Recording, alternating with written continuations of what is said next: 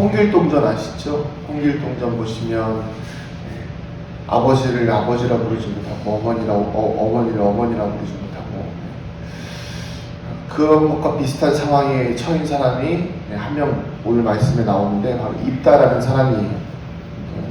큰 용사였다고 합니다. 큰 용사. 당시에 큰 용사는 힘이 세고 전쟁에 능한 사람이었겠지요.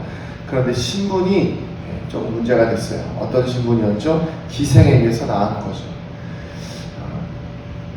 아무래도 본처가 아닌 다른 사람에게서 나온 아들이다 보니까 가정 내에서 문제가 좀 있었습니다. 그래서 아내의 아들들, 본처의 아들들이 이 길르앗에서 입다를 쫓아냅니다.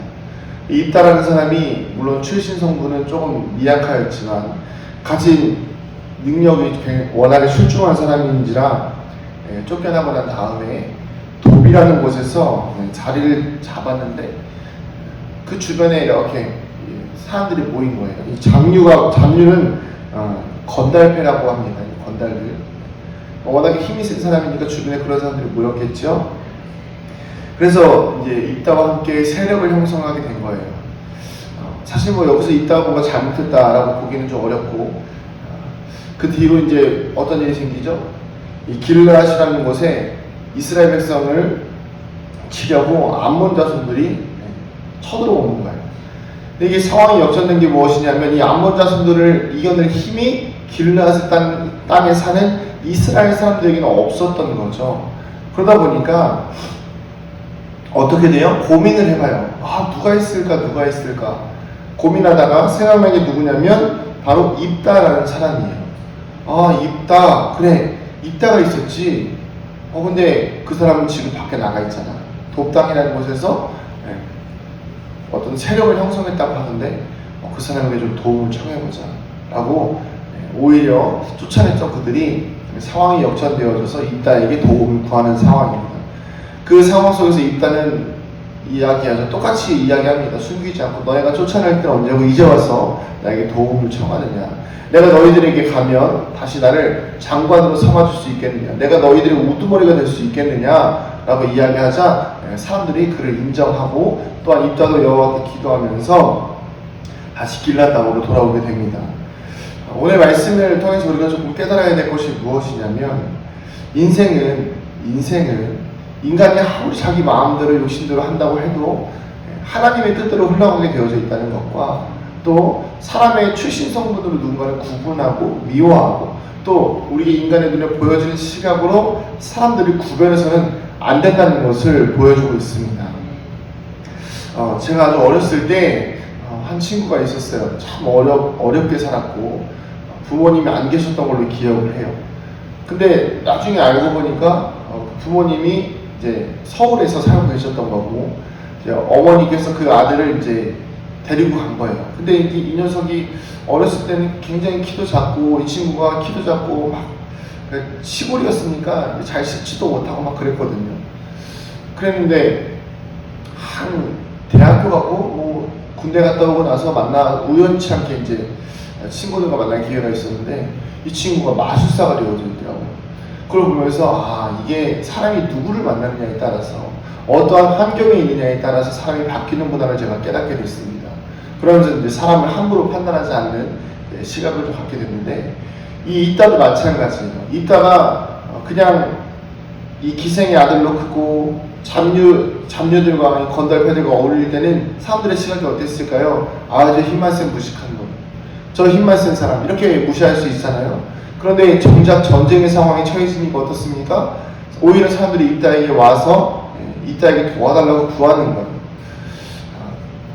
우리가 이 말씀을 통해서 깨달아야 될 것이 무엇이냐면 예수님의 말씀, 함부로 사람을 판단하지 말아라 라는 것입니다. 우리는 사람을 함부로 판단해서는 안 됩니다. 겉모양만 보고 주어진 상황만 보고 그 사람을 미워하거나 정죄하거나 그 사람을 몰아가서는 안 되는 것이죠. 이 길르앗 사람 입다가 그나마 조금 착하니까 이렇게 돌아온 것이지 하나님의 뜻 앞에 있으니까 돌아온 것이지 아니었으면 오히려 어땠을까요? 악한 사람이었으면 오히려 내가 암몬 족속과 손을 잡고 너희들을 멸하리라 이렇게 이야기했을지도 모릅니다. 그러나 또 입다의 마음이 그래도 그나마 온순했기 때문에 하나님께서 이 입다를 통해서 이스라엘 백성들을 구원하신 게 아닌가 싶습니다. 오늘 말씀을 통해서 우리가 한 가지 깨닫기 원하는 것은 바로 아까도 계속 말씀드렸던 것처럼 보이는 것에 집중해서 누군가를 미워하거나 판단하거나 시기해서는 절대 안 된다는 것입니다.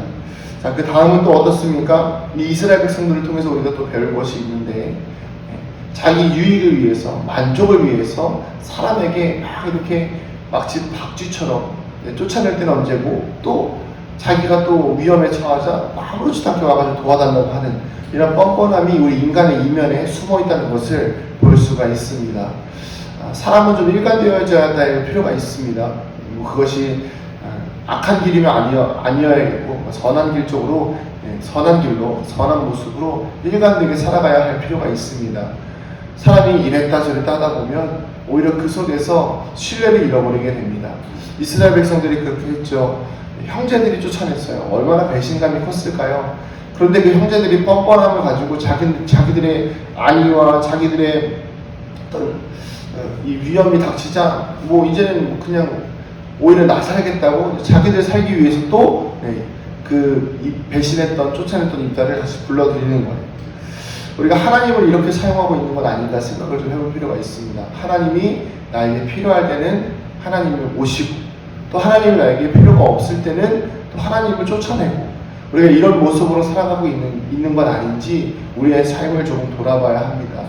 여러분 혹시라도 오늘 나에게 하나님의 도움이 간절히 필요하십니까? 그래서 간절히 기도하시고, 또 이 어려움이 지나고 나면 하나님이 나에게 필요가 없어서 하나님을 또 쫓아내고 계십니까? 그렇다면 우리는 이스라엘 백성과 전혀 다를 바가 없는 아주 줏대 없는 신앙이 있는 것입니다.